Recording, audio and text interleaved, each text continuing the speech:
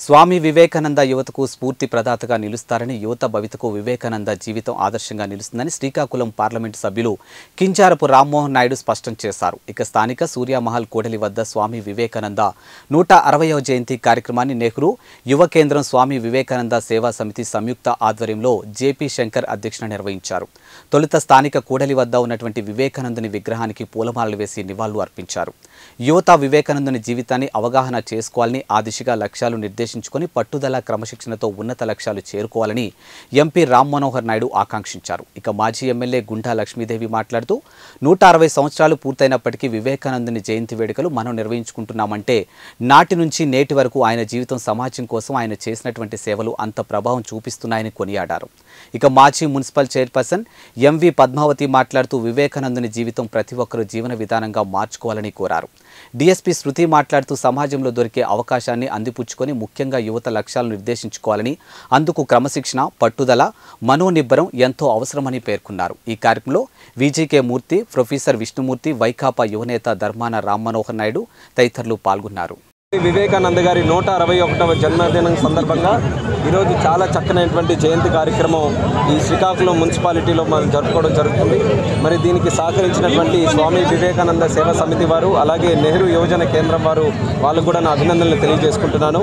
స్వామి వివేకానంద గారిని సమాజం అంతా నిరంతరం కూడా స్మరించుకోవాల్సినటువంటి అవసరం ఉంది, ముఖ్యంగా యువతరం. అందుకని ఈరోజు ప్రత్యేకంగా జాతీయ యువజన దినోత్సవం కూడా మనం జరుపుకుంటున్నాం. ఈరోజు యువతి యువకులు మనం చూసుకుంటే చాలా అనేక రకాల లైఫ్ పెడుతున్నటువంటి ఛాలెంజెస్ వల్ల కుంగిపోతున్నారు. చాలామంది ఆత్మహత్యలు చేసుకునే పరిస్థితికి వస్తున్నారు, అది కూడా ఇంటర్ చదువుతున్నటువంటి వ్యక్తులు. అలాగే చాలామంది మత్తు పదార్థాలకు అలవాటు అవుతున్నారు.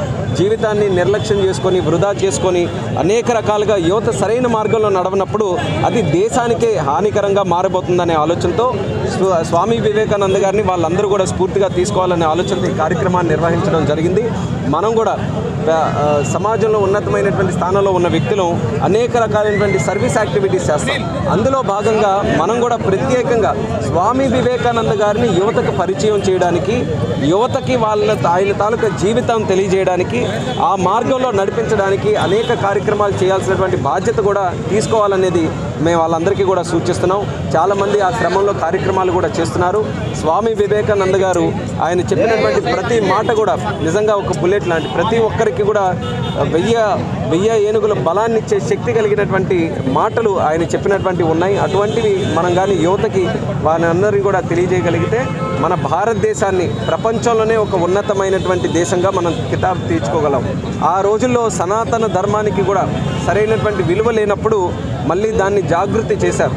సనాతన ధర్మంలో ఉన్నటువంటి విషయాలన్నింటినీ కూడా ఆధునిక సమాజానికి, నేటి సమాజానికి ఏ రకంగా చెప్తే వాళ్ళకి అర్థమవుతుంది, దాంట్లో ఉన్నటువంటి శక్తిని వీళ్ళ వరకు ఏ రకంగా మనం తీసుకొని రావాలనేది స్వామి వివేకానంద గారు అదంతా కూడా జరిగింది. సో ఇది మనందరికీ కూడా ఒక గొప్ప అదృష్టం లాంటిది ఆయన తాలూకా జీవితం. మరి మన దేశంలో పుట్టినటువంటి అంత గొప్ప వ్యక్తి ఉంటే మనం దాన్ని వాడుకోలేకపోతే ఆ తప్పు మనం చేసినటువంటి వాళ్ళం అవుతాం. ఆ తప్పు ఈ జనరేషన్లో జరగకుండా చూడాల్సినటువంటి బాధ్యత మన అందరి మీద ఉంది. అందుకనే యువతకి ప్రాధాన్యత ఇస్తూ స్వామి వివేకానంద గారి కార్యక్రమం మనం చేస్తున్నాం. భవిష్యత్తులో కూడా యువతకి సమాజంలో ముందంజలో ఉంచడానికి అందరం కూడా కలిసికట్టుగా కృషి చేయాలని కోరుకుంటున్నాం. జన్మదినం కార్యక్రమాన్ని ఈరోజు నిర్వహించుకుంటున్నాం. 160 సంవత్సరాలైన ఆయన్ని మనం ఎందుకు గుర్తిస్తున్నామో మీరందరూ ఒక్కసారి ఆలోచించండి. ఎందుకంటే ఆయన మనందరికీ స్ఫూర్తి. మేము వయసులో ఉన్నప్పుడు మాకు స్ఫూర్తి, ఈరోజు మీరు వయసులో ఉన్నారు కాబట్టి మీకు స్ఫూర్తి. కానీ ఆయన ప్రపంచానికే ఒక స్ఫూర్తిదాయకుడు. అలాంటి వ్యక్తి జన్మదినాన్ని మనం ఇక్కడ జరుపుకోవడం చాలా సంతోషంగా ఉందని తెలియజేస్తున్నాను. ఈరోజు యువత అంతా కూడా బాగా చదువుకునే వాళ్ళు చదువుకుంటున్నారు, కొందరు నిరాశ నిస్పృహలతో మత్తు మందుకి అలవడిపోతున్నారు. దాని వలన ప్రాణాలని కోల్పోయి ఆ తల్లిదండ్రుల కడుపులో చిచ్చు పెడుతున్నారు. ఇక అమ్మాయిలు ఇప్పుడే చెప్పారు డిఎస్పీ గారికి, అందరూ డిగ్రీ చదువుతున్నామని. డిగ్రీ అయిన తర్వాత ఏం చేయాలి అన్నది మీరు నిర్ణయించుకుంటారు, కానీ మీ అమ్మ నాన్న మీకు పెళ్లి నిర్ణయిస్తారు. కాబట్టి మీరందరూ ఇప్పటి నుంచే బాగా చదువుకొని ఒకరితో పోటీ వద్దు. నాకు నేనుగా ఫస్ట్ ఉండాలి అంతే. ఆ అమ్మాయి ఉంది కాబట్టి నేను ఉండాలి అన్న పోటీతత్వం పక్క మనిషితో మీరు పోల్చుకోకండి.